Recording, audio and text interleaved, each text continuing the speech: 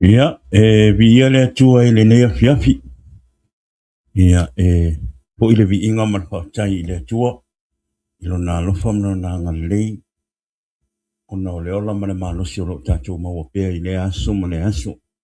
Le ngā te leo on whaamanuanga ia te tātou. Ia e maisi o tātou a inga. Whautai fo i le atua i le nea mno tā ua o tātou maua tātou te mafuta i le nea fiafi. Ia, i lungo te penga whailangi. Ia, o lea si ele vi inga ma whautai i le atua. Ona o mea sili ua ia whaia mo i tātou. Amen. Ia ai o lo por kalama nei o le Jesus is the Answer podcast. I le nea fiafi, i le stofi, pe o na masani ai i asta tasi. Ia maurunga vi inga i le atua ona o mea sili ua ia whaia. Ele nganta lungor tātou por kalama. Ia ai le nganta i leo o tātou tangata. Amen. Whaftai i le atua o lea ua toe taliu mai whai ngā malanga. Ia, o le toe pō se lilo, ia. Tā tātou whaatasi lunga tātou pokalama le vai aso ua tea i Amerika Samoa. Ia, lea ua mai a mea uma, ia, o lea ua toe tātou whaatasi lunga o tātou pokalama. Ia, i nei Amerika. Ia, o le vi inga ngai le atua, ona e tari tonu le anganga se mea tātou te yo te whewhai e. Ia e le matui, te e whaarablawe te tupu. Ia e whautai i le atua. Lea ua tau nuu mai le whai ngā malanga ma le manuia. Ia lea ua tātou mafuta i lumo nuu ai le atua nuu. O nei mea uma ia o le alofa o le atua. O le alofa o le atua lea ua tātou whape nei e nei aso. Ia mau tau tangtanga i mai. Ia o manuia mea uma. O lea ia e ave le vi inga ma whaapo i le vi inga i le atua. Ona lona lofa mlona ngā lei. Ua toi tātou mafuta i le nea fiafi. Ia i lunga o le tātou por kalama. O lea ia o le vi inga maulunga nā e whaapo i le atua. Ia i le nea fiafi. Ia whaatalofa atu nea fiafi. Ia i sunga i whawhia ngainga. Pe oi o le tala lei o lo o tala ina le tala lei ia Yesu Keriso. Ia le ngata i lea whapea le launga ina o le upu ma le tausinga o le ekalesia. Ma tangata o le atua. Ia i le nea fiafi. Ia o tau sunga i whawhia ngainga mo o tau whalitua. Ia patalofa atu le por kalama i le nea fiafi. Whaatai la o tau nofo talo mo le tātou por kalama. Le ngata i lea, ia whautai fo i la o tau onsa i le ngā luenga le atua. Ia e le whai ngofie, ai o taritonu. Ia o lo o tau alofa i tangata o le atua. Le tau te maua ai le onsa i le ngata i lea o lo tau wha maoni i le atua. A wālo na ngā luenga. O lea, ia. Whaatalofa atu por kalama le fiafi. Ia o tau sunga i whawhia ngainga, ia e maise o tau whalitua. I le ne fiafi. Ia on se e mele so whaatalofa i le whaangaloina. O tātou tina matama matua. Ao sina si o tātou watunu. I le ngate i Samoa. Maise Amerika nei. Hawaii. E le ngate i le ia. New Zealand, Australia. Po whea lava le meo lo alala i se tama po se tina matua. Ia i le nei laulang. Ia e whaatalofa atu le por kalama. I le ne fiafi i ati o tau. Whawhetai la o tau tapo inga. A o al whai watu o tā mawhanau i le aso ma le aso. I whi au mga ruenga. Ia a wafo i le tausinga o tātou a inga. E le ngata o tausinga o tātou a inga. Ia a whapea o tau. Whautai la o tau te talo. Tari tonu o la o tau tapo inga mo la o tau te talo. Ia lea manui ai ma tau whanau. O lea ia. E whatalo whatuai po kalama o le Jesus is the Answer podcast. Ia i le nea fiafi. Ia te o tau. Ia ona saulia sa whaatalofa. Ia i o tātou a inga. Ia uo me masani o le tātou por kalama o le Jesus is the Answer podcast i le nea fiafi. Whaatalofa atu ia te o tau na i o a inga. Uo me masani. Ia o le tātou por kalama. Ia whaptaila o tau tapo inga. whakatei la o tau te talo. Ia, lea ua toe laiva atu le tātou polokalama i le nofuanga masani o na laiva toi le tātou polokalama. Ia, i nei hewe, California, i lunga Bay Area. Ia, whakatei la o tau talo mo le tātou polokalama. Ia, ele ngante po i le taimi sa whapena o na liwa toi whainga malanga i Amerika Samoa. Le ngata po i lea, ia, sa lwa yason tea, ia, sa laiva toi le tātou polokalama i mai Amerika Samoa. Lea, ia, whakatei la o tau talo. Whakatei lo o tau manatua peo le tātou polokalama. Ia lewa toi te liu mai polokalama i ne fiafi. Ia i nofanga e masani o na laiva toi le tātou polokalama. Ia lea, ia, vi ia le tua i mea uma. Whakatei i le tua i mea uma. Ia ona o Messi City ua ia paia. Ia e avea fo ili nei taimi ia e momole toi le nganga whakatei ia i le sunga ia tala lei e se kia. Ia pe o le tātou tamā ia po le tātou po le au na fo ia e se kia ia. Pe o lona mauta le sa whaonga le tātou polokalama. Ia e whai mai e le tātou live tu sa o mai Amerika Samoa. Lea ia e momoli atu ai le nganga whakatei i lau sunga tala lei. Ia e le ngata i lea ia whapeswa le tua. Amen. I ia le tua whakatei te le lawa ia te oe le tua. Ia po le tina po. Ia a wafo i le tātou tau saminga ni temi ua uma i le tātou po kalama. Talo i le tua ia whamanuia le tua ia te oe le tina. Ia maua pe oe le malosi. Maua pe le on sa i le ngā luenga le tua. Whamanuia le tua, lofa le tua, po wai pe ia te urua le malosi ma le ola. Ia e le ngata i le, ia matua li lingi atu on whamanuianga. Ia te urua, ai maise a inga mali whanau. Ona o le, te ringa mai fo i le tātou po kalama. Ia e le ngata i le whaanga ina o lo mauta. Ia a le, te li sua fo i lo whani. Ia ua, tele me ua. Pahalu ona lua lofa i tātou po kalama. Ia, aere ngate leo, le mawhai malanga atu malitina o lahi. Ia, sa tātou whaatasi ai o lea, ia, mo moli atu lea nganga whaatai, i lau sunga, ia, i le nea fiafi. Ia, vi ia le tua whaatai le tua, ia, leo ua tue, tātou mafuta i le nea fiafi. Ia, i lungo tātou po kalama i la stofi e pei o na masani ai. Ia, whaatai a vea fo ile nei taimi, e batu ele nganga momole tu ele nganga whaatai mo i lātou malawa.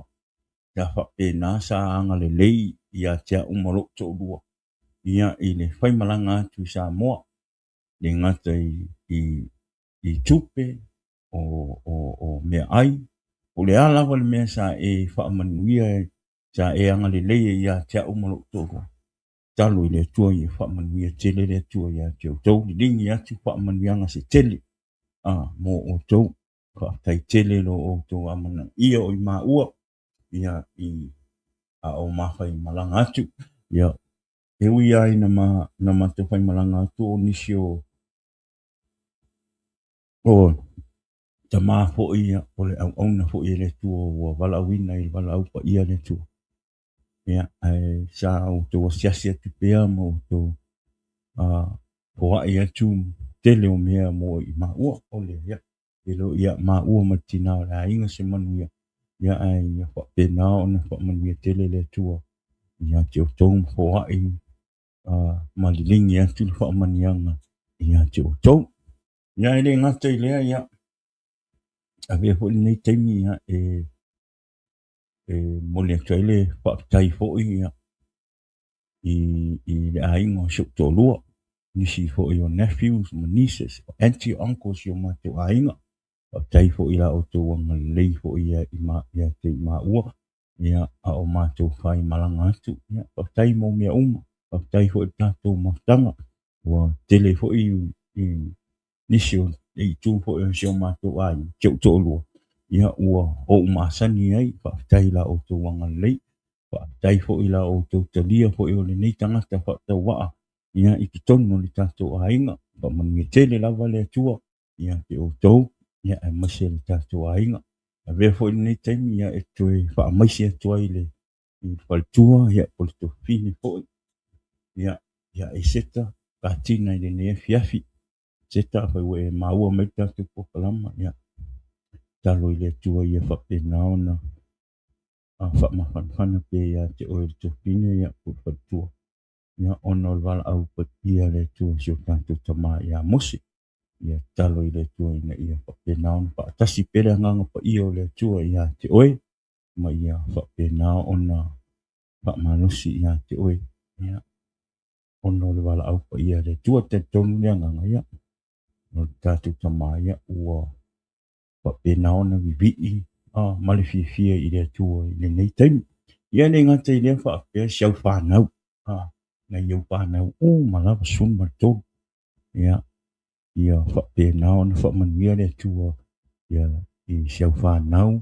a ia e mai se fa nau o siau fa nau ia fa pe na ona ia ile ma fa ma fananga le tua ia i siau fa nau e mai se le sunga fa fe mainga ia te katina ma le fa le tua ia o le fa fi au fo ia mai se le no fo ialo a wa fo ile ngal wenga le tua ya tu fa malosi ya tu fa vai vai ai ia fa pe na ona ia pe le nga ngo le tua ma le fa ma fananga le tua ia ai lo sunga fa fe mainga ei katina ia ma le fa le tua ia ai mai se le no fo ialo o le ia fa manuia te le lava le tua ia le ngata fo ile ia mo moli fo i lo pa tai ne lo pa tai pa pito ia sio tama ia Filippo tinga mala ia oi Filippo a tangaloa ia ile ne fiafi e tono o mata mai ia pa tai lava ia te oile tama ia ono lo walo fa ia te au ia mai se sio to lua ia pa tai fo i le mafutanga sa tato mafuta ia ua pe na na mana ia tato mafutanga talo i le tua ia pa pe na ona fa manuia ia te oe o ha fo i mea uma o le olanga o lo e tampai ia talo i le tua ina ia pa pe na ona pa ta unuina mea uma manuia ai fa tai tele lava i lo wolofa ia te au ia ai masi si to lua o mea uma sa e faia ia lai i le ai me sa e fo ina ono lo wolofa ia te ia talo i le tua ia matua i tului fa manianga ia te oe o afo i mea o fa alu ona o lo walofa i lo wateri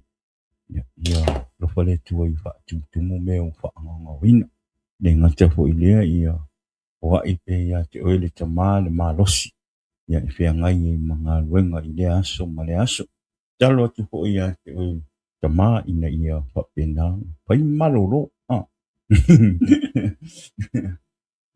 pai so malolo au fo i ngai yo kele lava le malolo ma lava mai ya pai malolo moi awali sia spo awal fa alua o mal malo si la sekani ya ya fa tai tele ya tu tama ya ma na ya ta tu ma tanga fa tai barbecue ya em ma sia fa mol mole le fai mai si ma kwa inga fa fanga le yonga kunga se kulo wa wa sa wali sa ya o mai li se wo misiang o nga lu fa fanga on kunga ya ai fa tai tele la va ya o ele tama lo fa no nga ya e ala ta tu maftanga e le ngate le ya o me sa e fa ia o no lo fa ya ya e ve fo ni taimi ya o te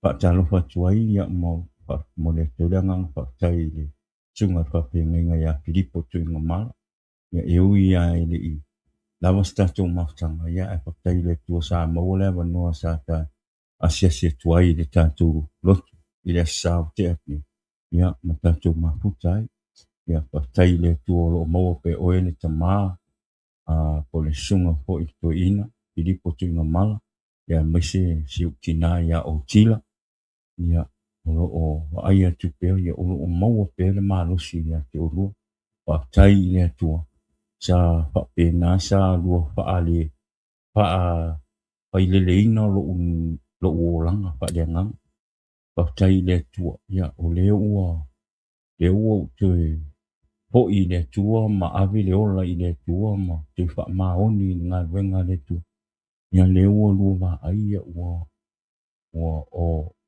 whaangaina i ma ua ma tōlua ia sa ua lu ese ri o lau te talavou ia leo ua tue fo ia tia ua tangata matu ua whailo tōlua whailo ahinga ia o te aluatua te wa aia o lo maua pe o lua le ola mane malosi whautai le tua iona whaamanianga ia te o lua e ala i le ngā luenga le tausinga o le ngā luenga le tu ia manisi o tiu te wha e kāle sia e le ngate leo matanga luenga i sama ia talo i le tua ina ia whapena ona maua pe o lua na iok mātua wha le nganga le ola ma le malosi ia le aso ma le aso le ia whautai mo mea uma whautai la o lua nufo talo mo au whautai fo i le mafutanga sa tai te whiloa ia i le vai aso tia o lea pamani e tele lava le tua ia te urua ia vi ia le tua e ua umisia sa mua ia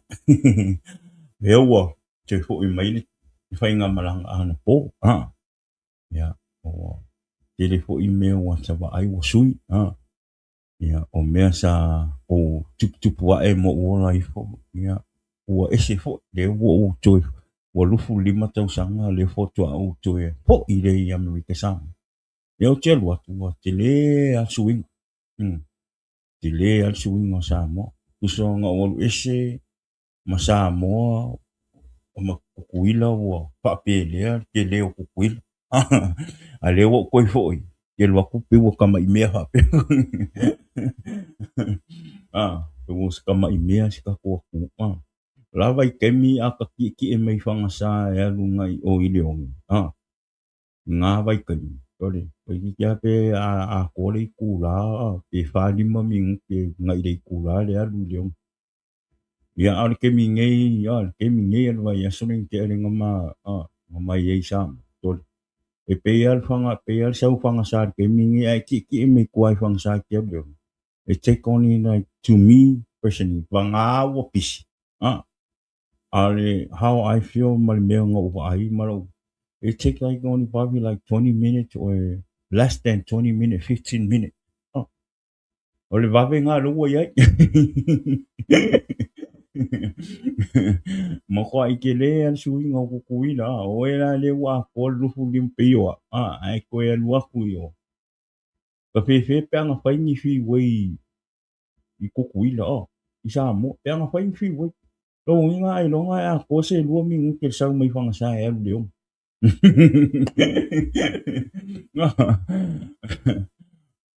Ke mangkuanga le po mo ngā umako ka hua ku i kukuila.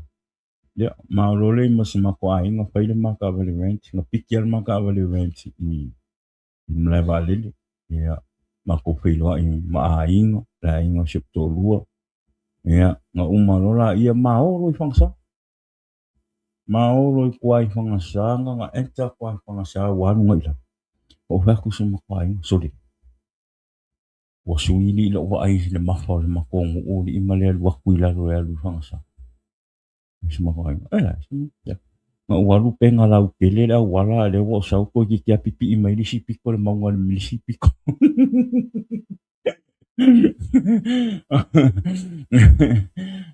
Au ha pe ka fifi. Ia ai mesi di pa kai le ko ia sa mo le vanu te malanga tua i tutuila. I wa mo le vanu sia i inga e uia na matu o no le wala upa ia le tua si o matu tama ia mosi. Ia a sa mo e fo ile mano tu e sia i sa mo e le ngate leo tu e sia na yo pa inga mai sia o e mai sia matu nu tai le tua o mo na no ia ai si tala tuna i whainga marang ia o Samoa te manatua ia Samoa talu ana matou atu ele i se taimi ngā Ngā atoa i se aso ua langi le lei. O lisi afa o le aso, e kimu, o lisi afa ua la, o lisi kama i puaka ua kimu. E ifo i lisi kaimi e, o lae oso, o lae makua i mō ma kingi la. A lae kimu. Tala mara mo. E ese ako i ngā kau lae mo e. Lae mo e kā kou i sa mo. A le masangi e la kā kou le oku ni. E ma. Peila ngi ke bile ma kio mai. Ngā mako ngā mai ia, ngā maka mai mea si mako a inga i le aso, le aso Faraimo. Wa aso ni kia. Le awa maka ungu mai ni, o le mai si mako a inga. Lai fulu, ia e kai le kua, le wakau fia rolo mai. Ia, au ia. Taftai le atua i le manusi o lai fua i mai le atua i asia. Kaluanga mako malanga aku, popole o shoko lua ia au fo inga le ila ufa akimu. O la ufa ala, o la ufe nuai, alu waku sau, mako i popole o shoko lua, au fa ku makwai, au ki pole o leo ke malus. Le aso pole aso konga, le vai kusanga maka ngu yo le stofi. Ya, o lola i le konga, yo i le so forward. Ya ula la alo i luman mako fale le mo nga la kai minga. Ya. O fa ku le makwai ka. Makio sa va vali lumama. Ma vaingi me ongo. Pe au voinga le ongo fai voinga le. Ia, ai le fialu si makwai ngi. O wa le ngo la kule i luma. La kule si anko ngai ngo fo fani ngai luma.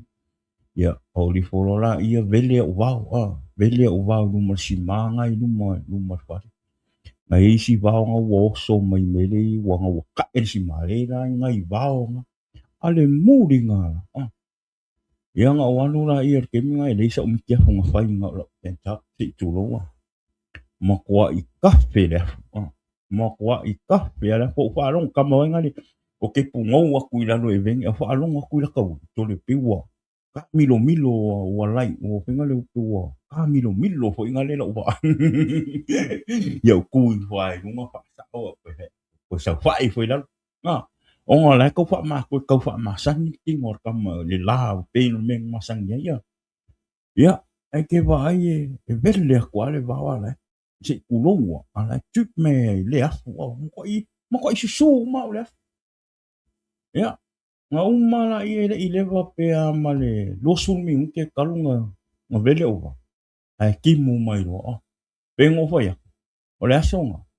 E mako i vela o le la. Ai kimu. E kimu ala susulu mai le la o lai. Kusa o la ua mix up mai sa o. Ia ngā vele kimu ala ia walu ka lau susuang koe wha umai si me o le o ka whamengei funga okia ngā i o a inga. Ia walu ka lau le o ka oka mo le lau ulu. Ka lau umam wha maa uma. Ala e mako i kimu au sau lora ia o sau umau ka e uri foro wha maa lu. O ka ele o walu. E loko e ki ngia uma kwa ni. O le whakua luakua e lak whaara koe whaakimu ke ua mai. Ia. Ngā umara ia o le aso whairenga luenga mako au wa ai o i pangpang. Yo koe whaakimu ai. O la koe whaakimu whainga so soangi ngai o usoa ka miki. O le au manga si makongo. O walu ma. O walu so soangi whainga ngā luenga. Whaakimu. Mako ai la langu whaakimu. Ale luaku ka ngaka wolufu lima kausanga ka ai ngi Amerika. Ale ua luaku samo. So le luaku whaakimu e peia. Tele ala o isi ngai o uso ngā le makongo e mai. Tole, ke ue ma. Tau ia. Le, o ponea le. Kero, o lau whafkai i nea kua.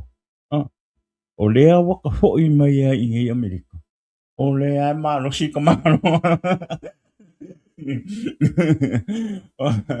O lea o ke malosi, le ise kale, le ise meki ngā, mokua i malosi, e mokua i, usi makua inga i, ua paka solo kingo ai e ngamo whangasa. Ua paka solo kingo si makua inga ai e ngamo. Ua ai mea makua inga, makua inga, o le ngo whaka ua le ai e o ngamo ai re waku ia, Ai gelo, au fa kulo makwai. O le la vai la wali inga ayo ko. Se kulo wa. O kingo me me ka sa mo mon. Sa mo ka ngaka nga. Me lo me me ka ngaka nga ko anga fai fe au vai kemina. Makami solo i lunga i ko ngā waho ma maunga i mako. E peira o pe o masangi e pole ala le sau i ngai Amerika. E lako ai sa mo, i re kai ai e ngamo e wha alo i e ngam.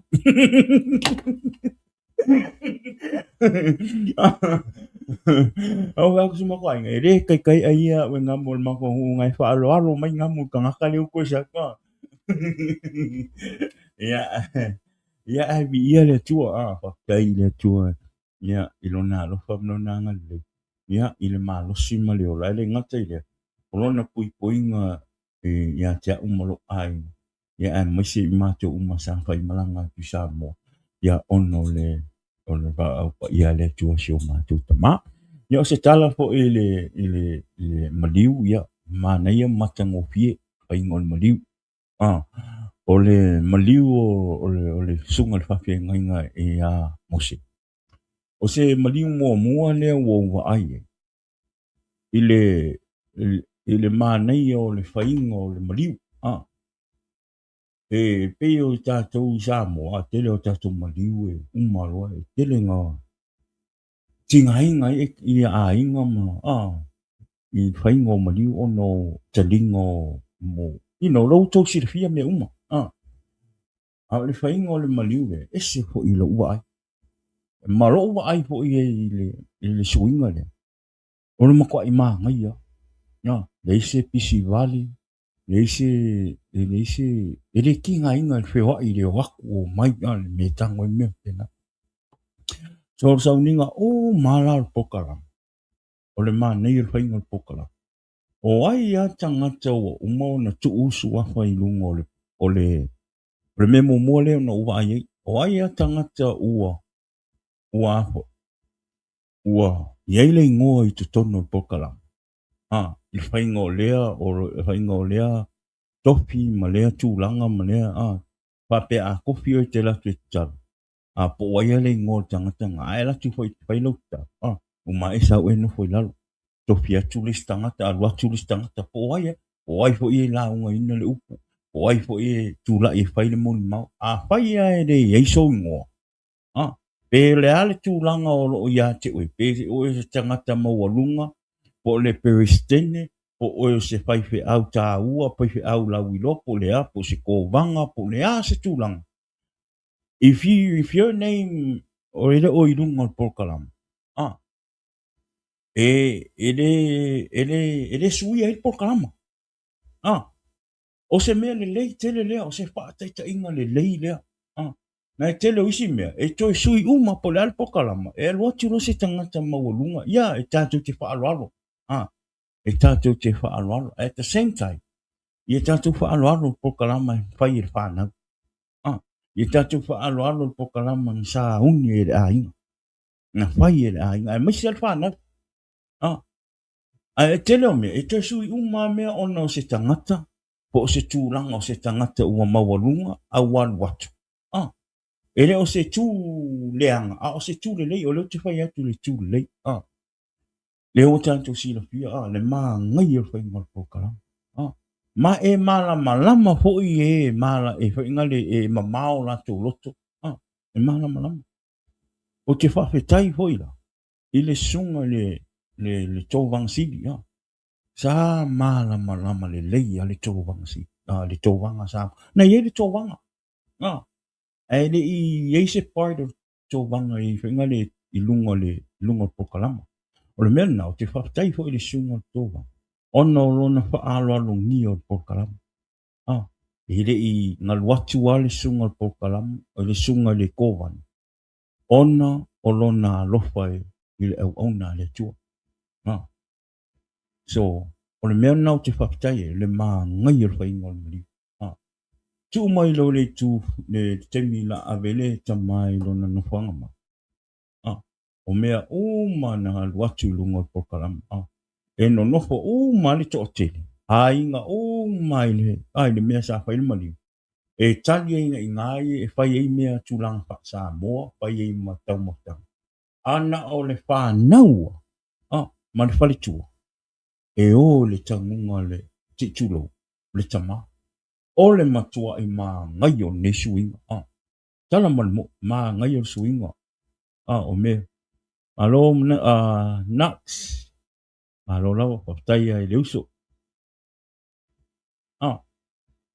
Le mā nai o le suinga. Ngā mā oi la masu matua inga. Na mā oi le temina ave le tamai i le whale i sauni e la e whainga le ilona no panga ma. Pai atu le mā nai. Ngā o mā koua. Le mā nai. Ua ese fo ila ua ai sui fo i. E se mea matanga o pie. O le winga o le mele tong pai. Ia wha pai ngō pie. I a hinga.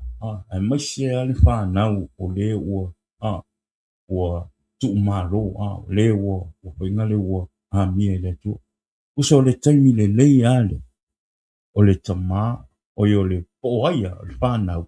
Ia mō rātou tama po rātou tina. Ua mia le tu. O kusa this is their last time with their mom or their dad. O makwa i manga ia maka ngō pia mea Ia.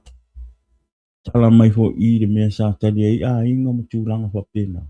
Tau whanong fo i mana ia mea Le lei mea Pai ngō pia mea Leise tinga inga. Leise pisi. Everything was good. O le ia. O te whaktai ei le tua.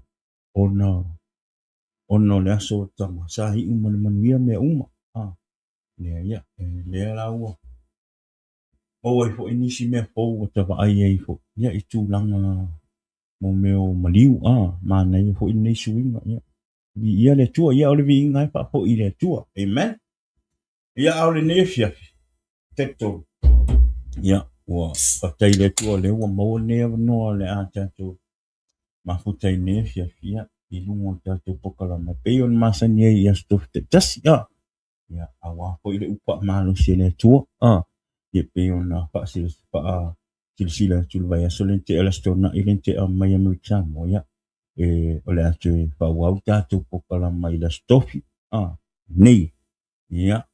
Ma le astona. Ia masaua ia tato pokala. Amen. Ia ai patai i le tua ia o leua. Re taliu mai manuia whai ngā mlang.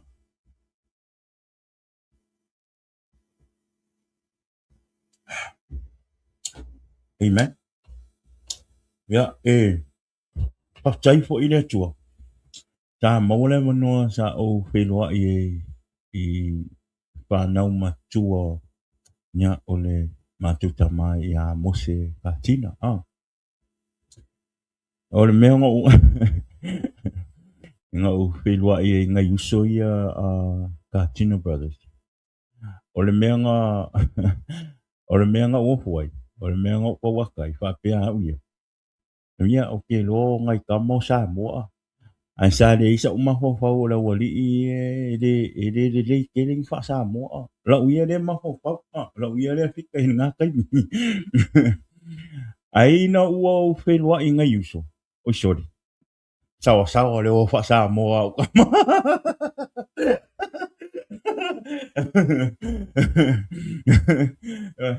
O le a pa mo fo ko le o alwa ku sima ko ainga so to lua introduce ngai uso ia ka fo ngai uso o le ka ma fa nge unga fa fe lo I fo ngai expensive language nga le nga se fe fo le mo ko inga me la fa pe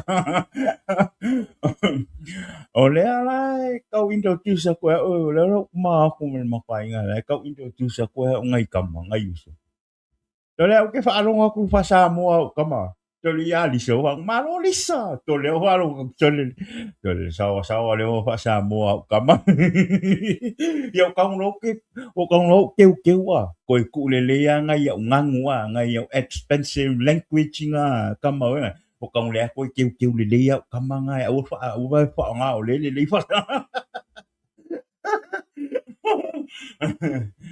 Ia o te whawhitai nei uso. Ia.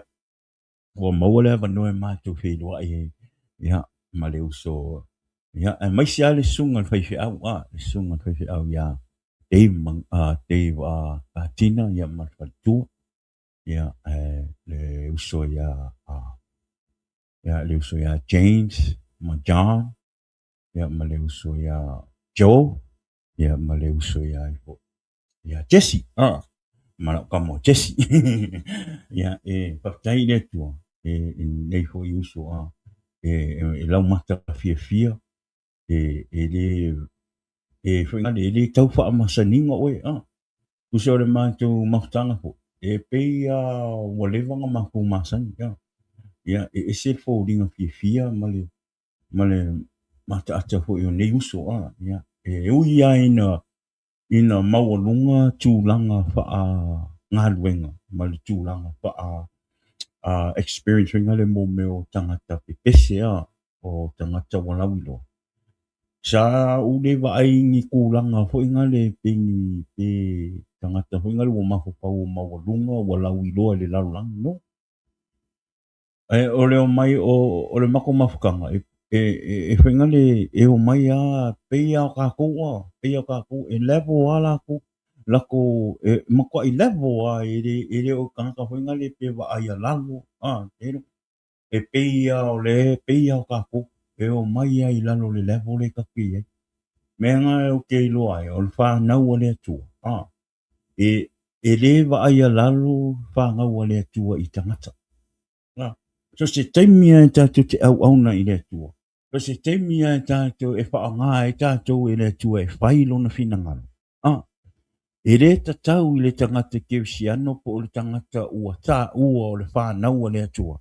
O na wa aia lalo i tangata no matter what. No matter what standard po o status. E wa aia i mula la makanga ngangura maa. Me rengo kou whaiaku ai e whaingane Holy Spirit. You know, please calm me down, Holy Spirit. E pole ale maua lunga o le tūlanga e tuua e le tua oi. Pole a fo le loloto ma le mamao e le tūlanga ua tuua e le tua oi. Aua ne e wa aia lalo i tangata. Aua ne e wa aia lalo i tangata. O le mea le na, that's what I learned. When I meet the boys. And I have a conversation with the boys. Usa o le wa kalangoa i ka ngaka makua i lau i loa i le laulangi. I mea i pese wha kewisiano. O le kalangoa me ia. Sorry. E le makua i levo, makua i saua i laro. Kua i saua makuku wha akasi ia. Makuku wha akasi. Kalangoa. Jokes around. Levo, makua i levo ia anga pa mai la pe o ka ko le ka ke maualunga i meo le lalo ka ho inga le uma ko i fai mea i gunga wa lau i lo le lalo te ko mai la ka malanga e wai ia ka fapenga e maualunga lo wa lau i lo famous and stuff like that le i lo pe wa ai lalo mai ka ika ka ma ho inga le ke fa mala pi la inga le pe wa au ke fa kai le po kai fo ile ko ngai uso fo ia mo le bango ma ko ke ma fo kai ma ko ka ngo ia o pe ale o le vang ma san o le vang ma san o la ko i lo ro ngo ia o se mea ki sa vali ma mau fo ai ma se ma ko ai fa ko gi me ia ia pa tai le tu ia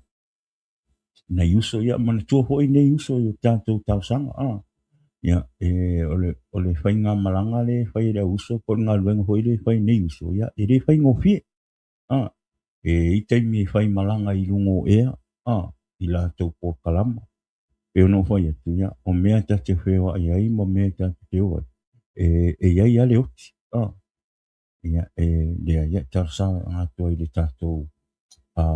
tatou a inga wo masani o tatou po kalama ia ma le tua nei uso whanau o le tua o tatou malava e ainga tatou whanau o le tua tatou mana tua nei uso i o tau tausanga a wafo i tala inga mal pesenga o vi inga o le atua. Ia, I te miuma, me fai malanga I nungo ea, I nungo awa. Tatou mana tua me uso, ia, o le Katina Brothers. Ia, I la o tau talo. Ia, ai te mine, tatou.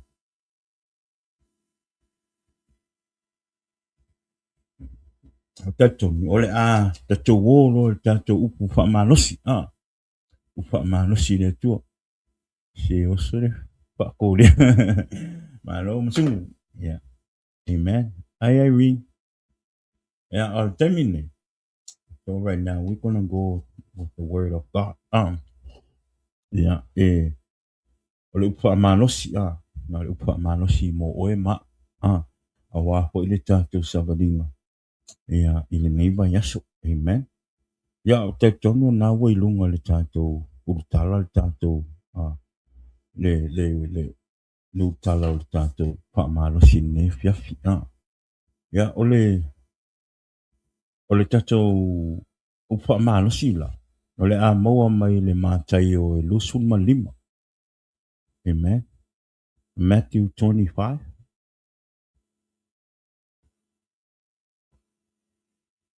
verse 31 to 34. Amen. Mātai o e lusun ma lima, pai upo e tolsun ma tasi. Se ia o le tolsun ma wha. Amen. O le tusina o le a mau mai se tātou upa mālosi. I le nefia, mo I tātou, e a ngā e tātou te e ngai pa malosi e tātou a wale tātou wola au au nei le tua.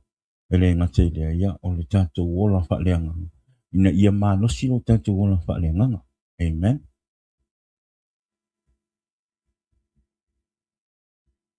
Ma tai o e lusun ma lima, pa upo e tausun ma tasi te e o tausun ma wha. Pa molmole au ne ngalo share tātou po kalama. Share tātou po kalama. Le ngate lea mantua tātou Facebook, YouTube channel. It is under the Jesus is the Answer podcast. Yeah, ilungo le YouTube channel pa mole subscribe. Subscribe le ka ko YouTube channel. Yeah, ma omi le bell nga ina ia papina. Ona pa ilo atu ya te o le tenge. Lato le tato la. Yeah, ilo atu pa ilo ya te o. Yeah, le tato live. Le tenge tato te live ai lungo tato YouTube. Yeah, ma tayo losu ma lima pa ipo e tosu ma tasi se ia o tosu ma pa. Pa pea. Pe a sau le tali I o le tangata I lona mamalu, male au a ngelu pa ia uma whaatasi ma ia. Ona te e ai lea o ia, I lona nofo a li I mamalu, tolu sun malua. E wha poto ina foi I ona luma, o nuu umalawa. Ona tuu ese ina lea o I latou e ia. E pei o le leo mamoe, ona tuu ese ina o mamoe ma oti. Tolu sun mal tolu. Ona tuu ai lea e ia, o mamoe I lona I tū taumata, a o oti I lona I tū tauanga vale. Tolu sun mal wha. Ona whai atu ai lea o le tupu I e o I lona I tū taumata. O mai ia, o tau ua wha manu ia ina, e lau tama, ia whai mo o tau le tofi, o le malo ua sau nia mo o tau, a o lei whaewae ina le laulangi. Amen. Ia le tua.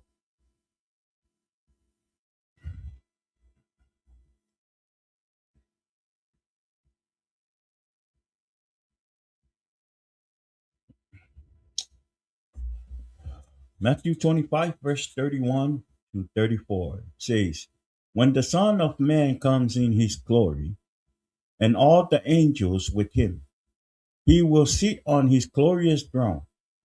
32.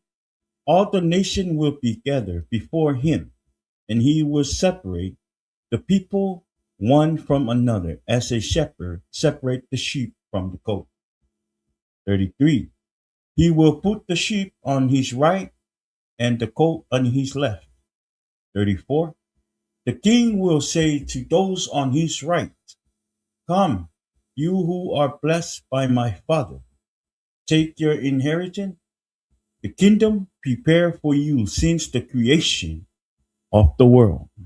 Amen. Yep, vi hele tua. Per mai le tanto upa malosi le nefiafi. Per mai. The time is near that God will separate the people one from another. Ua lata mai le taimi. E tuu ese nai i tātou e le tua. Amen. O whea o le tū nei. Amen. O whea o nei i tū e lua. O le a tuu i nai oi. Amen. O le tū tawanga vale, o le tū tamta. Ua tatau na e mauti noa ma e silafia. Le i tū e tatau o na e tū ai. Amen. A whai e te leo i mauti noa. Amen. A whai e te leo mauti noa, le i tū e tatau o na tuu i nai oi. Po le tū tau po le tū tauanga vale. A e le silafia, ma e le mauti noa. O le taimi le nei, e tatau ai i a te oe. Ona e sau e ave lo wola i le tua. Amen. A whai e te leo mautino. Le taimi nei, e tatau ai o na whai lau whiwhiringa. Mo toi fo i le tua, mo nu o ro maua pēr le avanoa. A hoo ina ua uma o na tuu ese ina i tātou. E le toi mawhai o na toi tātou wha mafuta whaatasi. Amen. Ria le tua. Pe mai le whai upo e tolu sun malwha. O na whai atu ai lea o le tupu, i e o i lona i tū taumatau. O mai ia, o tau ua wha manu ia ina, e lou ta mā. Ia whai mo o tau le tofi, o le mālo, ua saunia mo o tau. A o le i wha vai ina le larorang. O rona wina, o le ua wha ali mai, o le tū taumatau. Wha malama wha pai mo fia li tātou wha soa nefia. O le tū tamatau, o lo o iai le manuia. A o le tū anga vale, o lo o iai le manuia, o lo o iai le mālaia e wha avavau. Amen. O le manuia e wha avavau, ma le mālaia e wha avavau. Ia o tātou silipia. O le ola e wha avavau, ia, o le se oli e wha avavau. Lua i tū. Lua i tū. O le pesili la mo i tātou le nefiafi. Ua e iloa le i tū e te alu ia. Ua e iloa le tū o le a penao na tū ua i le tū oe. Amen. Ua e iloa. Amen. O mea uma e ali mai i lo olanga. I le taimine. O a mea o lo e whaia a o e ola i le lalolangi nei. O na i nā e iloa ai. Le i tū. Le i tū e te iu iai. A whai o rogo langa o se tangata e te alofa i le tua. E te au auna i le tua. E te whai ale whina ngalo le tua. E te fia e la unga le upo le tua. E te fia e savali le upo le tua. E te fia e te e whai le alofa i tangata. E te fia e tā lai le alofa o le tua. Ma wha manuia i tangata. O nā e te iloa ai. I le tū e te alu ia. O lea. O le tū tamatau. Amen.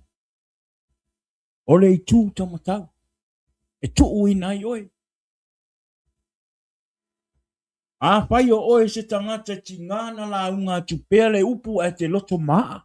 A whai o oe se tangata e te le fia i mea wha le anganga e te fia i mea o le tino. Ma tu ina nau ma fianga o le tino.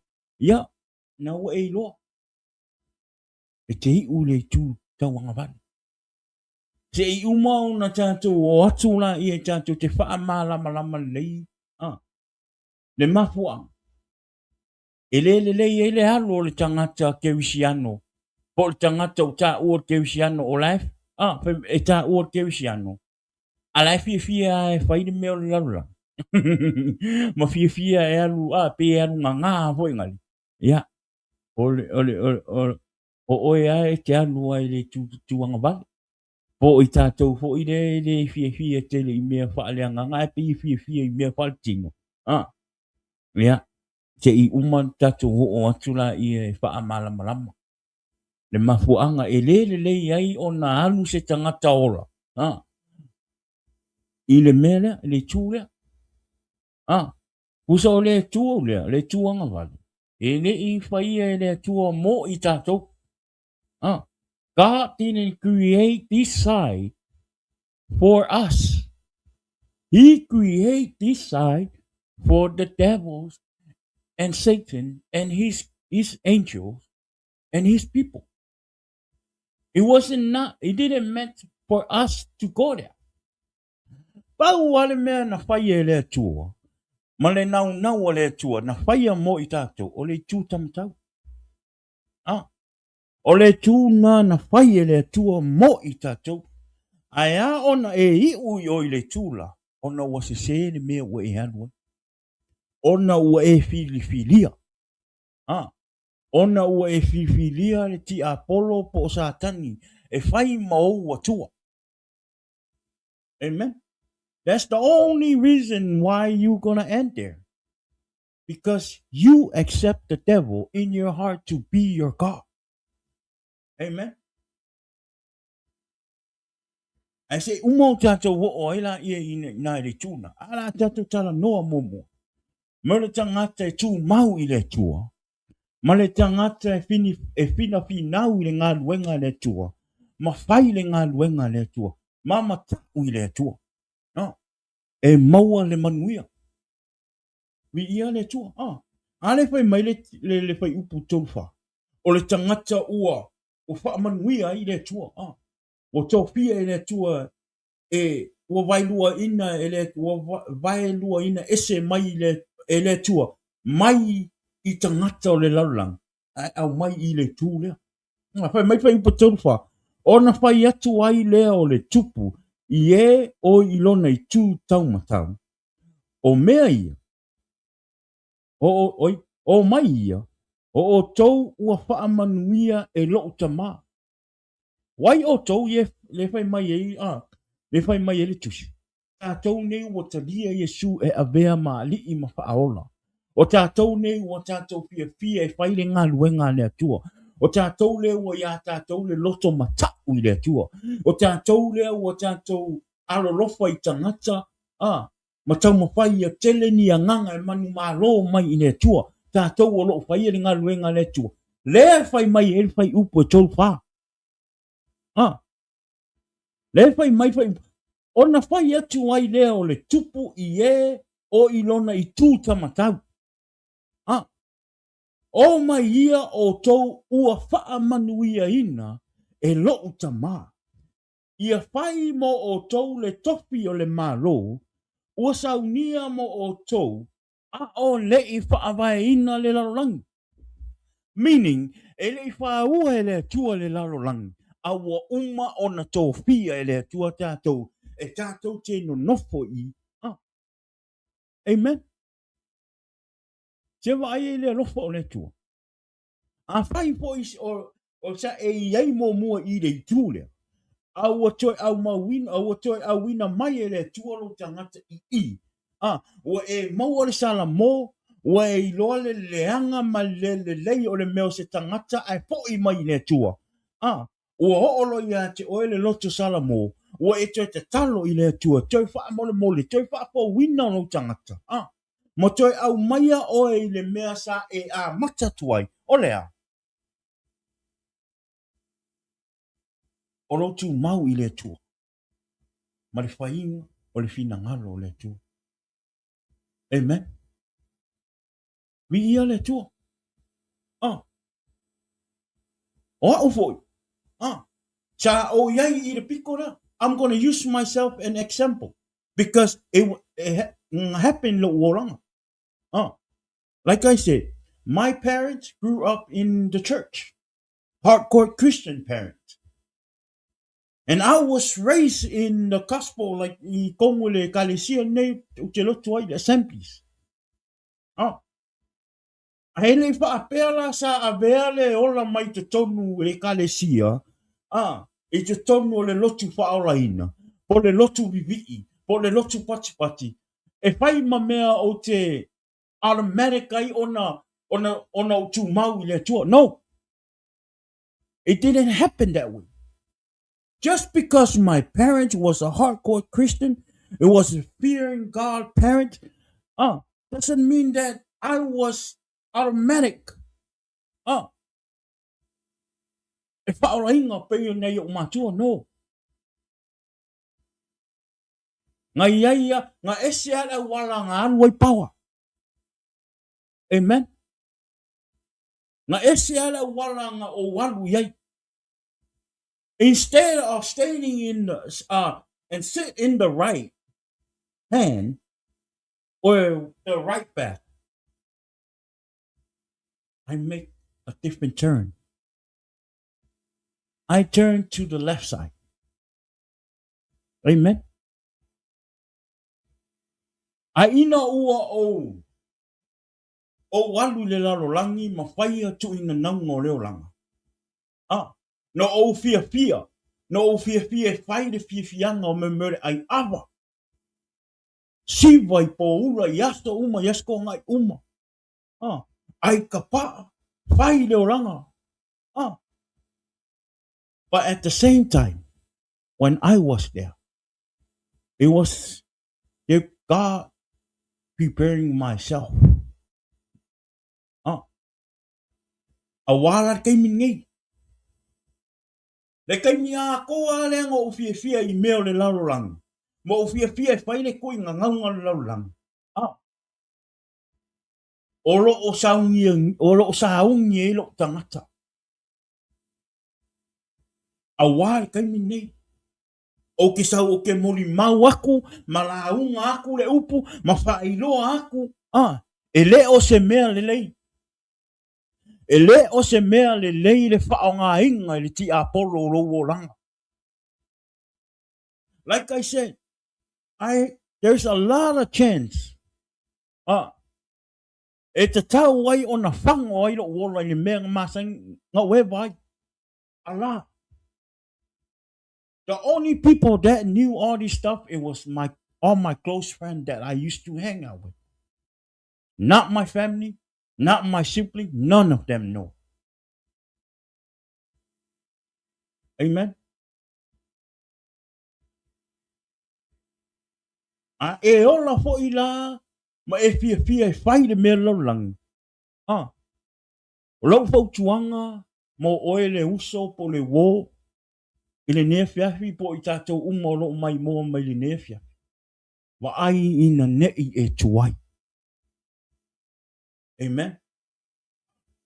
O mea uma le te whaia I le taimi nei. All my friends, my family, and all whoever is watching this. O mea uma le lalolangi po o fia fianga ma o tuina naunga o leo langa na e te whaia le taimi nei mea lalolangi. O ngai fausia, o ngai tu e le tua, ngai whaatanga e le tua oe. I mea e te tau o no o ilo o langa. Ma o lau whiwhiringa fwori ngā. O le leina o le tua. E le pule, e le eisi a ia o le tua le whainga o lau o langa. E pule ia o le whainga o lau o langa. At the same time, O lo whataitali le tua ia te oe. O lo whataitali le tua ia te oe. Le teimi e te sala mo ai, ma le teimi ua e ilo ai, o le mea le e te whai, e le o se mea le lei. O mea la nei e te whai. A ola ina ua e sala mo. Ua e mana o e te sau i le tū lea. Le tū o lo i eile manuia o le tua. O ngā inga, e te whapupula i au mata, pei oa. O te whapupula e le tua o mata. I mea o ma sa o whaia. Mea se, mea leanga sa o whaia. O te whapupula e le tua o mata.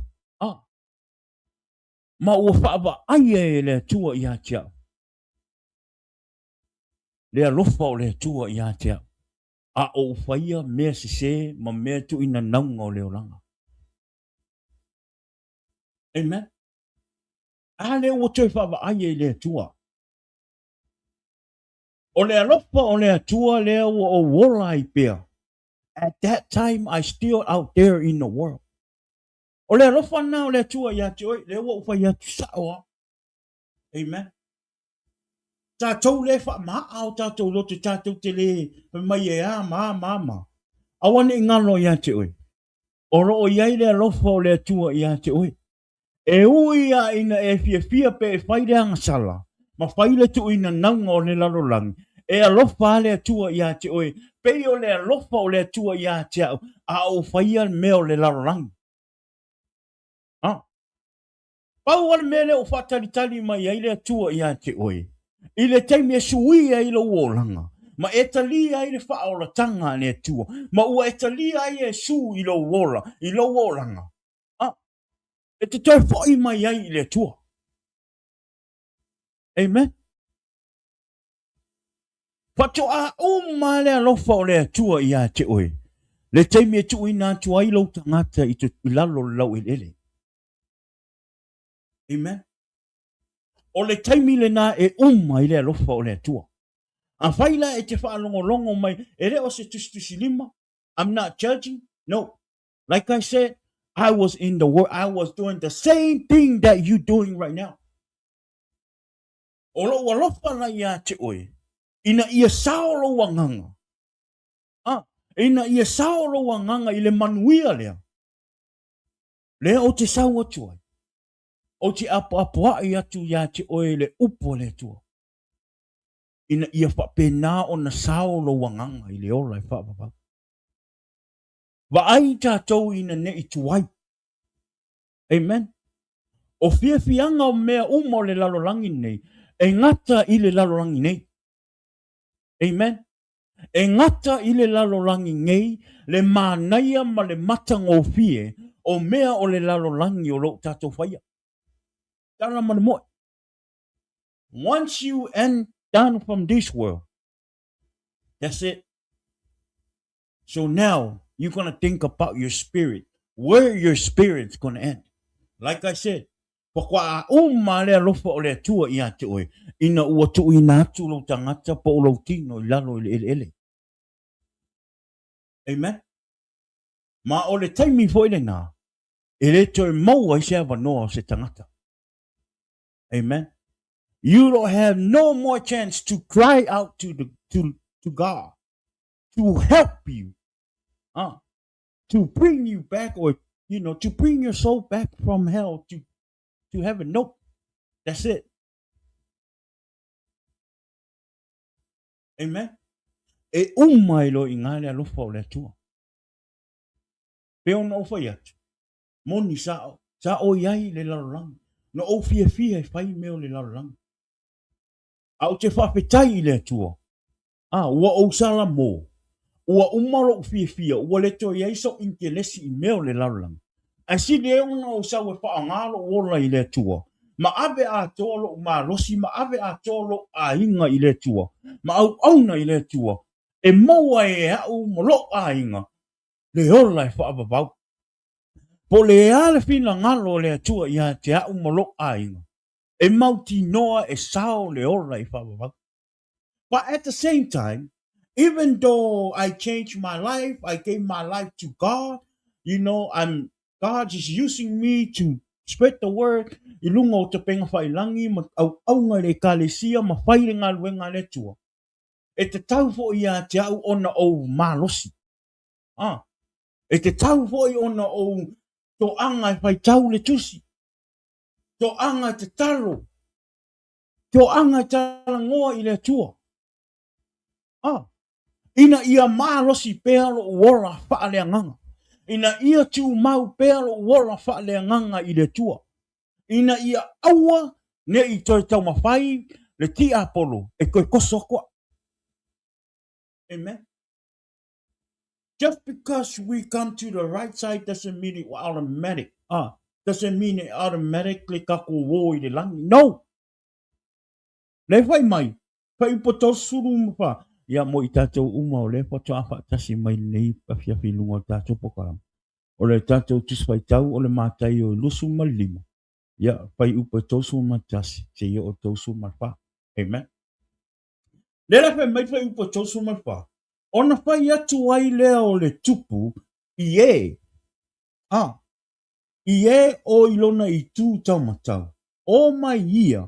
O tau ua wha manuia ina. E lo tama ia Faraimo o tau le tofi. O le malo o saunia mo o tau. Ai ele i wha vai ina le laulang. E inisi o tātou e a mata mai ua i. E whai uane ua i. Some of us, we used to be on the right side and later ended up to the left side. Tu tamatau, le tu whamam whailoi, o le tu tamatau o lo o iei le manuia, le tu anga vale o lo o iei le wha le tonu o lo o iei le malaia. O le se oti. E iei fo inisi o tātou, sa a mata mai le left side, sa iei I fia I mea laulang. Ai whahi umai I le manuia. So it doesn't matter. O whea me ke a maka mai ai. It doesn't matter where your life start from. Either the right side or the left side. Amen. Well, it does matter. O lo tu mau I le tua, ma ave lo wola I le tua, ma e on sai ma e whaatua tua I le tua. That's o mea tāua na. Because po le alo I le tu tamatau. A ele to anga e whawhana lo wala wha le anganga I le upo le tua, ma e tala noa I le tua, ma e tu mau I le tua. You're going to end it out on the left side. Amen? Kusa o le mele fi whai loa mai I. Ia e loa le tu e te tau ona e iai. Ma ia e mauti no. A e iai I le tu tamatau e ao ia te oe ona e tu mau, ma e whaalango I le tua, awane e whaia I long marosi, a ia whaia I lau whaatua tua, ma lau tari tonu I le tua. Amen? A e iai fo ilai I le tu toanga vale. Tu olo I le mana. E ao ia te oe na eilo. E re I use le lei tu olo I le mana ia. So e te tau ia te oe. Ona whai sau whai unga. Manu olo o maua pe oe le manosi. Amen. E te tau ia te oe ona tuu meo le lalang. Tuu fianga o le lalang. E sau e ave lo wola I le tua. Manu olo o maua pe le alofa tu no o le tua ia te oe. Amen. Mi ia le tua. Le tātou po kalama I le nei e fia. O te tau ona tātou nofo sau niuni. We need to prepare ourselves. You need to make a decision. Which way do you want to go? Heaven or hell? Amen. E te tau o na whai tātou whiwhiringa. A o manu o lo tātou wola, ma tātou sāwa wari pēr i le nei lau lang. Ua o i le taimi ua te tau o na tātou a puti mai. A puti mai o tātou a hinga, mo tātou whanau. Ua lata mai le taimi o le tua. God's time is near.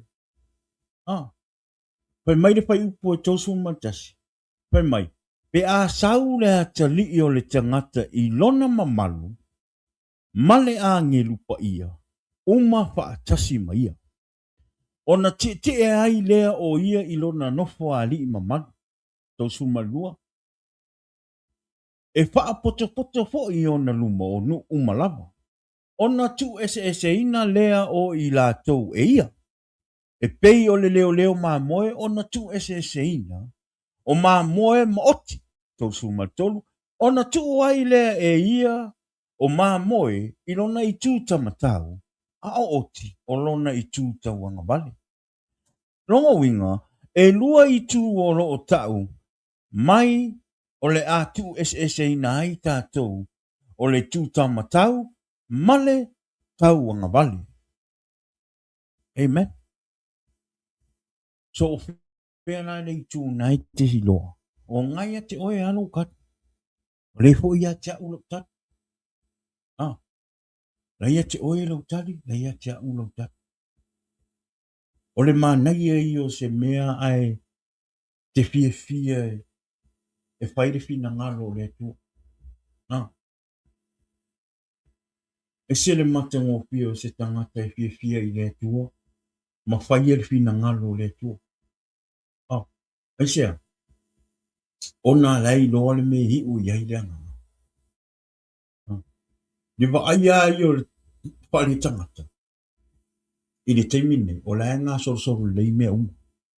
O le wa ai na o le tino. Le te wha pia iu. Te iu ka eo. Te iu ka eo, walo e awelo o la i le tu. Ma teimine. Te iu e wewe wale kiki. Te iu e wewe wale kiki ia. Miki swangu. Mo wale ka eo. Awangi ngano ia te oe, o le teimi e rea tua, ia te oe te re iro. Mai mā ue peanga ka koi lor, ke me ka ko malili ue, ma ke me ka ko ke oe se man ngila rang. Mai mā ue. Waka kawa ila i eila o kalanga, se i o ka eo, o ore awiro o al temi. Ke oe be wala i. Mai mā ue peanga ka koi lor, ke me wala au mai rea pua ia ke oe maa o ka ke waku. Ia o Singapore. E re ea ma se ka koi lor, ke me ka e ka ko ke malili ue.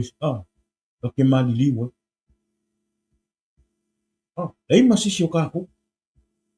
E wha pēr na e whai mai rau, lo mana tu na e o a koere i kere au via kai. O whera me ke ui. A whai rau e wha pēr nei, o wha pēr mai, ya.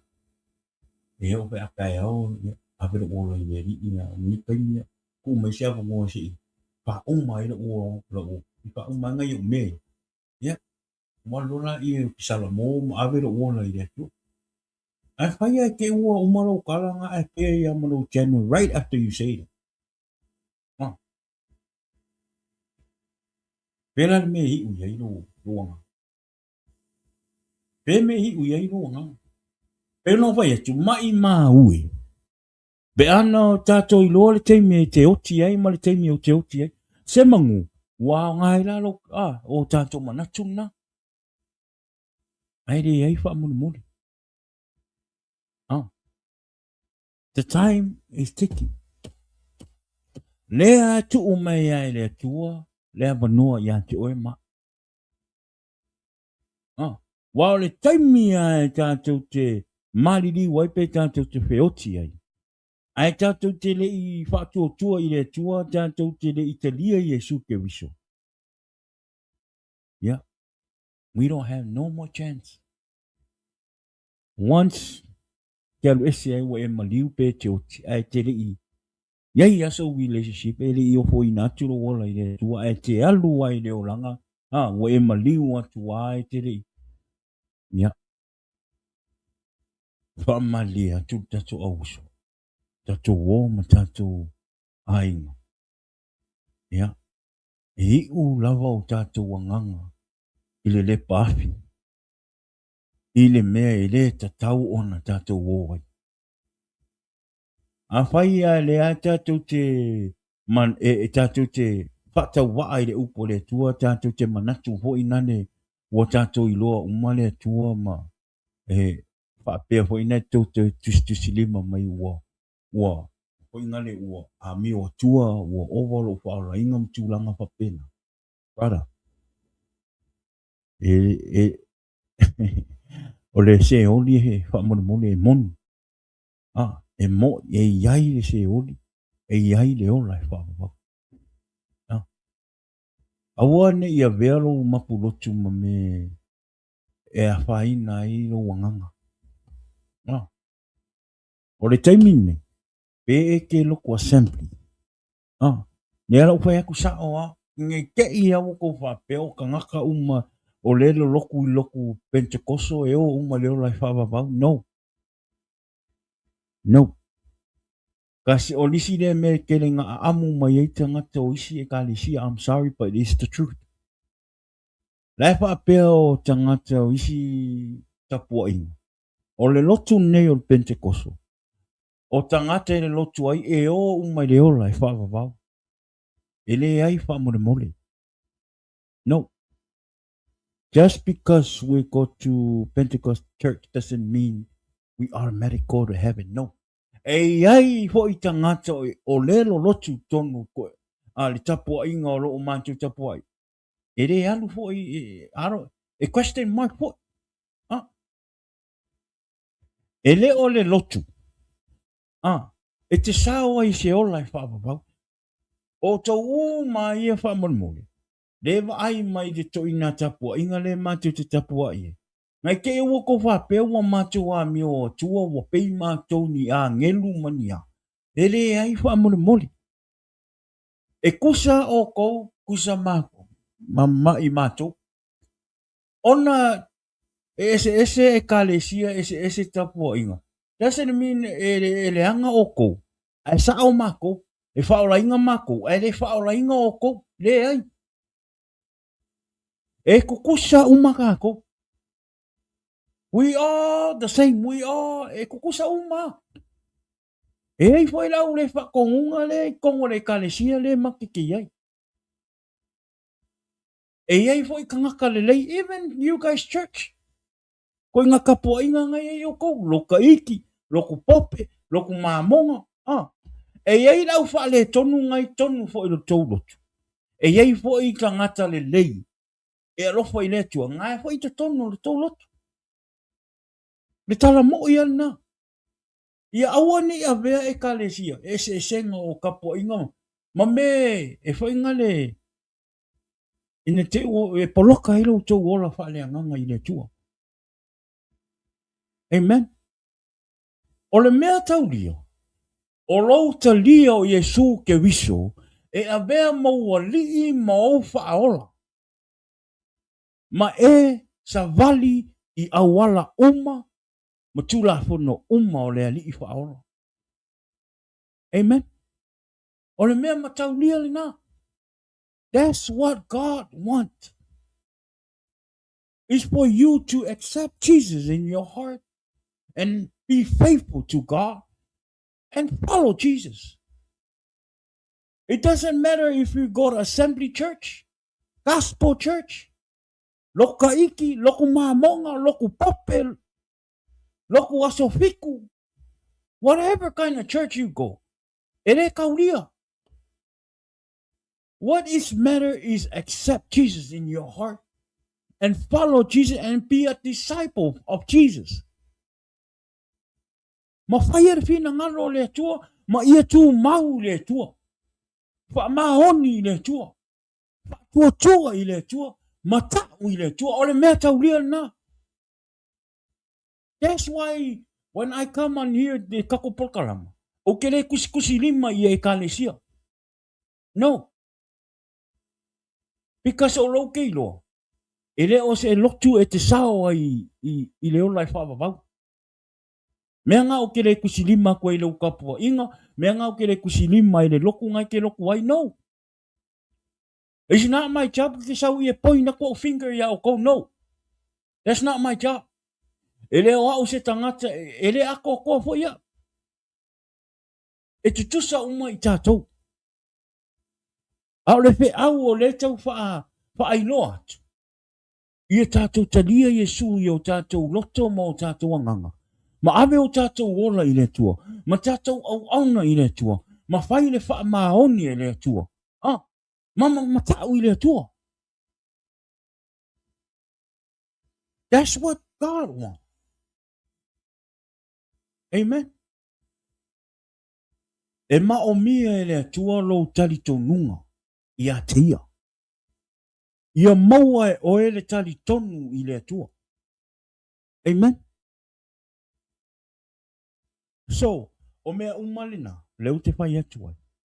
Awane o tātou tustusilima. I'm not here pointing my finger to my friends and my family and people that I know that are still out there in the world. No.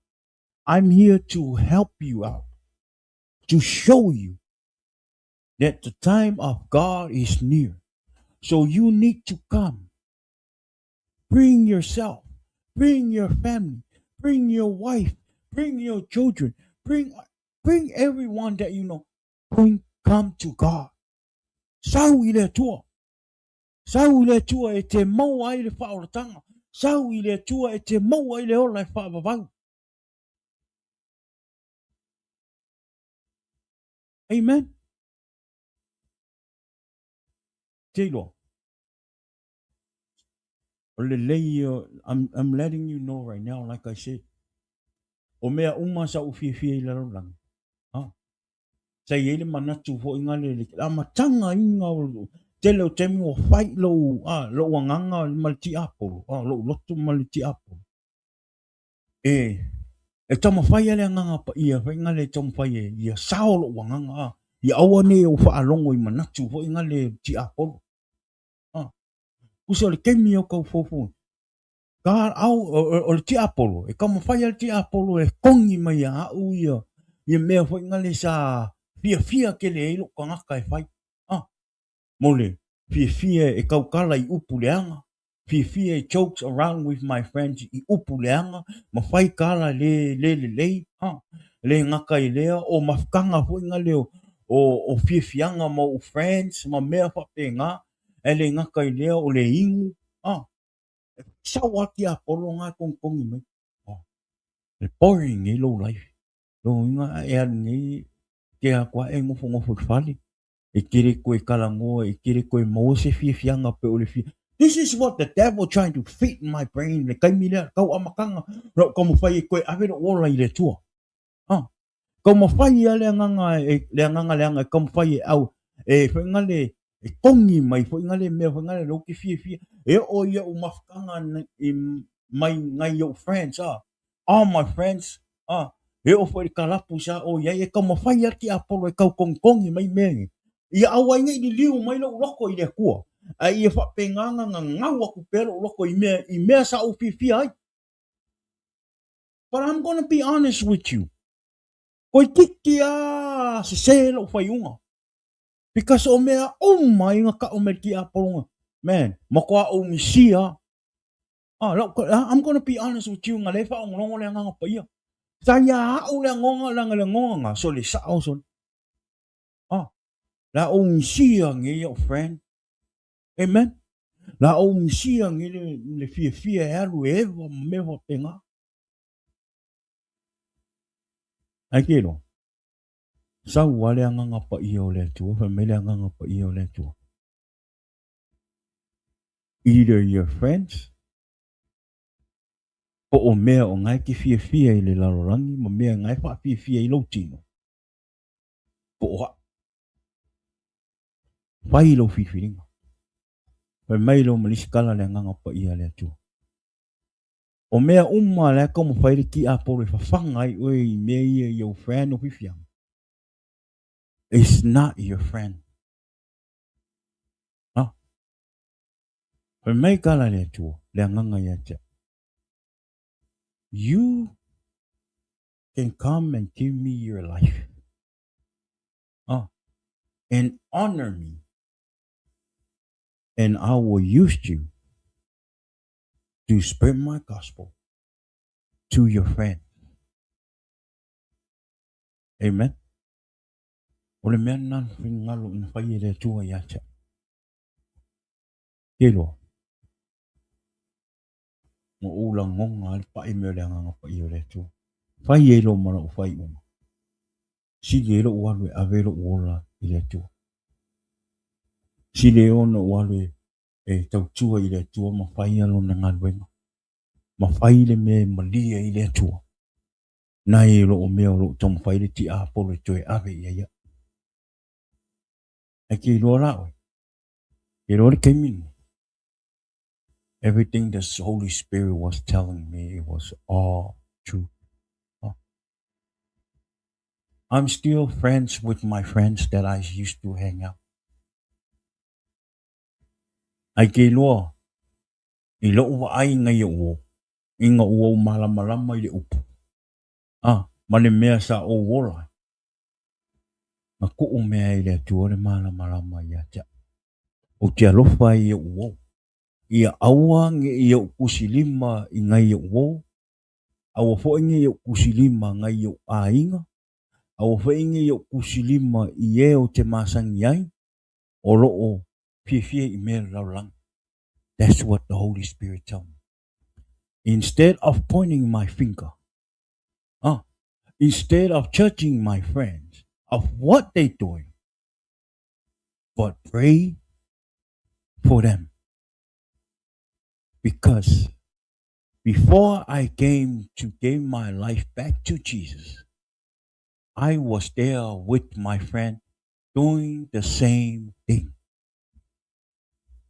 And that's why I'm so happy that I listened to the Holy Spirit of God. Ma o toi salamo ma toi avelo uola i le tua. Se manua a whano lo uola i meo le ti apon. Ona o fautuanga ma mea se ma le mai lei se o le ti apon. E tau whai e wha se ia. Until now, I'm still good with my friend. My friends still love me. My friends still, they proud of a man that I became. The decision that I made, they support me. That's how good God is. And that's how the liar of the devil is. Kama whai e whaingale, e whaaleanga mea uma, i awa ne tau nuu le whina ngaro le atua. A whaila e te whaalongo mai o elea. Le happen ya o le mele te whi sau i le atua, ono le whai mai le ti apolo whole friends e a ma la e misia, la e pro life is gonna be boring, you're not gonna have no friends no more. The devil is a liar. I'm telling you right now. Aua e ke popole. It's not your friends. Your friends don't have nothing to do with your life. Your life is your life. Your friends is their life is their life. Your decision is your decision. O whiwhiringa e te manui ai, o whiwhiringa e te malai ai. Amen. O mea umaro tau watu ti apolo ia te oe. It's all lie. The devil is using your friends. The devil is using your family. The devil is using your sibling. The devil is using people to e whainga le whaaleanga i oe. I aua nge kau nguu le mga onga le tua ia te oe malo orang. Sau! Sau e awero wala i le tua. I'm still friends with my friends. That the devil tried to whaaleanga i ia. Tama whai e wha se se ia. I still love my friend. I still talk to my friend. They support me. They love what I'm doing. E le o wa aia lalo fo ia te. E te le o wa aia lalo ai fo ia i lato. So my job, o lo fa tu o te fa tu o te ta lai na i o. Ah, ma fa I loa ia I lato. E le lei le tua. Amen. Like I said, I'm not here to force you. You make your own decision. But I'm giving you the word of God. I'm giving you the love of God. And I'm showing you how big God is. Ale, mawhailoa ku ia ke oe. O le ke lei o le ngā luenga le tua, o ke lei o le mea lofa, a le tua mau na whaamanuianga na ia te oe. Ai a ona e leiloa. O na oro whaangaina pēe le ti a polo lou tangata. E whaasese lou tangata. Amen. Aua ne e mai te sau e te lia whaorotanga le tua. Na ia wo. All my friends that I used to hang out with, drinking with, I'm here to let you know. You already know. You already know. Na tu te no. A o le uso e lofa moni ia te oe. Te whailoa tu ia te oe na ia wo. Amen. Le taimi nei tatu te o mai e tatu wo e whaile ngā luenga le tua. Tatu o mai e talia Yesu e avea mo wali I mo whaora. O mea le lalo langi le tatu te fie whai. E ngata I nei lalo langi, my friends. My friends, au wo o tō uma le tō te matamata mai mo uo uma. Amen.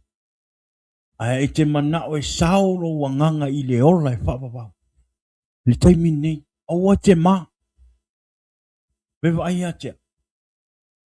Na o watu a whai lo atu I a te o tō uma. What I'm gonna do. Ale tō te wa aima. I'm the same power that you met. I'm the same power that we always hang out. The same one. Awala ngai se senga. Wa o matau I le tua, ma avelo o lai le tua, ma o whaire ngā luenga le tua, au ala ose ma mea tū langa sa o fia iai. But you steal my brother. You steal my sister. You steal my friends. Ara au ngangi atu nā ia tūtu, na ia o mau ainga. Mai tatu te o I le tua. Mai e ave o tatu ora I le tua. Instead of staying here to the left side, let's move back here to the right side. Where God's miracle and God's love and God's blessing. Mai e tatu te mau ai le manuia. E tatu te sawa I le ola e whaapapau. Amen. O le ola e whaapapau e moni na I o wō, na I o ainga, na I o uso, tu whaafine. Amen. Na I o wō uma, o lo nau e o mai le whaotau. If you need help, call me. You have my number. Call me. Amen. O le fo I te tamu whai au I le uola wha le anganga. E te le o ato toa fo. O te tamu whai. Le au te tamu whai. E wha maa losi le uola wha le anganga. Le ngata ia te au wha pero tō rua maru wha nā. Amen. O mai. O le ngaluenga fo ia le tua I le whaingofie na I o na I o ai. I le whaingofie. Ai, a tatou mai lo I tatou te ave o tatou wola I le tua. Matalia Yesu ke viso e avea mo wali I mo whaora. Ia e ao ia I tatou ona whapanga o tatou anganga. I le upu a le tua. Pela le upu a le tua o le tuspa ia. Whai tau, ma whai tau, ma whai tau. E wha amalo sia I lo wola wha le nganga. Amen. Ole. mele tātou au tū. The time is near that God will separate the people one from another. Wala tau mai le taimi o le atua. E tu ese ina i tātou. Ai le ia pio mai Yesu ke viso tu ese ina i tātou. A vea le nei taimi te talia Yesu e a vea mawali i mau whaora. A vea ia le nei taimi e a vea ilo wola i le tua. A o e maua pea le ora ma le marosi. Amen. This is the time. Give up the worldly stuff. I le au ngā. E ngaka le fianga o mea le lalurangi i nei le lalurangi. A o le ola au na i le tua ma le ola whamaoni i le tua. E te alu ama ave i le langi. Amen. Te maua le fia. O le teimi e umatua i le oranga nei au e tu mau i le tua ma ua e talia le tua. Nai o friends, nai o war, nai o ai. O le taimi e te maliu ai, e le pia o mai Yesu a ua avea oe ma tangata whaolaina. Ua avea oe ma tali i moni a le tua. Ua e whaia whai unga le lei mo rowola. E maliu atu pe e te oti atu le oranga nei. E te alu i le ola e whaavavau. E leto i aise ti ngā, e leto i aise tangi, ua leto i aise popole, ua na o le fia, ma le oli, e whaavavau, lava. Amen. Ai a whai o lo o tātou fia pea, e whaia mea o le lalurangi. Ma fianga o le lalurangi, ma le fia e whaatau nuu mea o le tino. Ina ia malie mea o le tino. Uma atu lo o langa nei, e oti le nei, leo mai leo langa nei. Te watu ia te oi. E te o atu le mea o lo o iai le whaitangi a we, ma le lili o wao nifo. Ma le malaya, e whaavavau,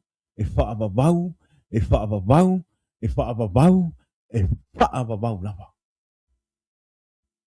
Atu lau fia i mea o le lalurangi. Atu mea na e mana o iai e te whaia i le lalurangi. Ai te awe, ma e te ma e te aungangi atu le atua wha mole tu mai se avanoa.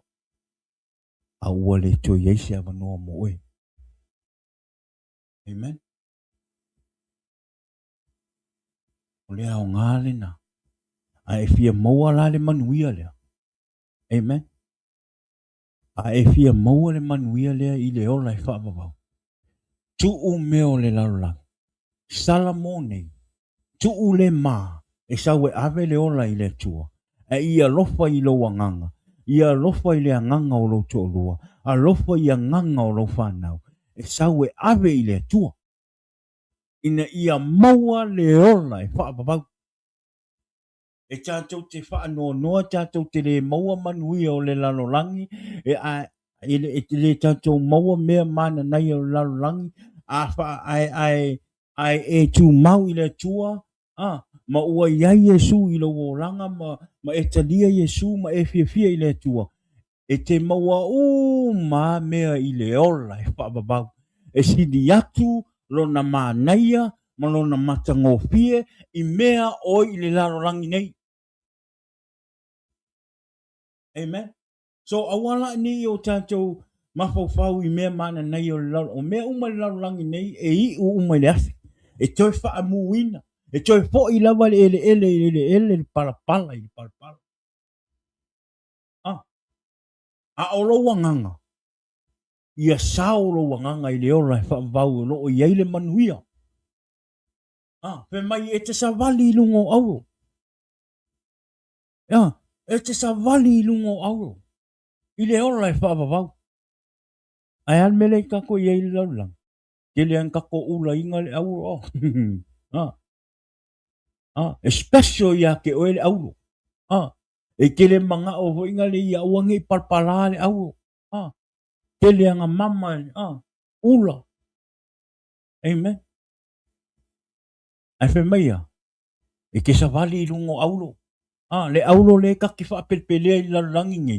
Le whi mai, ka ko ki sa wali i lungo auo. Ka ko ki sa wali i lungo auo. Le wele mangai. Ka ke maua le whaora kanga. E ka ko ke vivi i le akua i le aso ma le aso. Amen. E le koe i se kangi. E le koe i se ki ngā o le kingo. Ngā o le fia fia ma le oli oli. Se vai le mangai. A o le maua la le o le fia fia i mea laurangi e ma mea uma laurangi. Ai u le malai e me ke aluaku. E ke a we. Ma e tangi, ma e. O le fesiri, e ke fia ho oia. Ke fia ho oia. Ia ua ia mo lo pifiri. E si le la nga o sawe a velo o la i le tua. Ma te lia Yesu. Ma whai e fina ngalo le tua. E sa o ilo ua nganga i leo lai whaapapa. Si lia ku ngā ilo o meo le larangi ngai, o meo le larangi ngai, ngaka i larangi ngai. E kere alu ma avi. Ke wa ili ko kele le au miliongia. Ko wa ai e fale ke kele fale manga ngai. A miliongia. Ngaka i e miliongia. E o i ka vale, me feo ai e kele o le kupe. Ai a oki. Ngala ia ngofo lalo sing kama ipu. Tangu ling kongo le pu sing kama ipu. Ngola ia. Ele a vea kla kofale. Ele a vea kupe. Ele a vea ka vale. Ua pala. Kele o isi fale la un miliongia. Ua fengale ua. Ua omerte. Ua pala. Na ua kufua ele isi se ngofo ai. A leo lai whapapa. E ke aluaku e kele mea manga ngai. Fau i aulo. Yei fo ilo fale your own mention in heaven. O le oro ngā ruenga i whai lalo ngei mō le atua. O le whaopopo fo i ngā meo, lai whai e ilo whare. Amen. Te vai le mangai, e whai mai e whaava vau.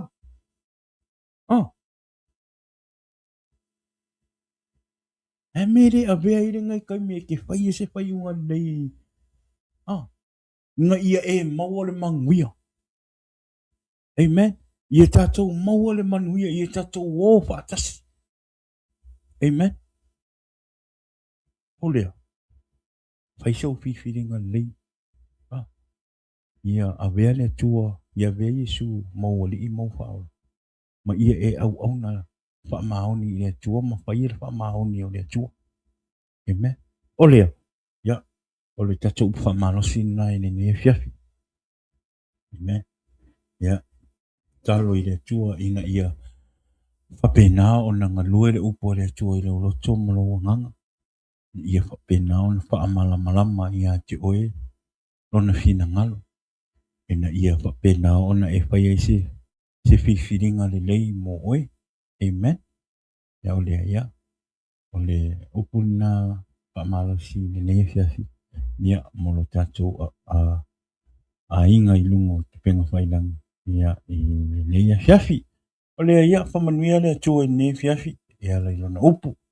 Ia i nei a fiafi. Lungo tatou po rama.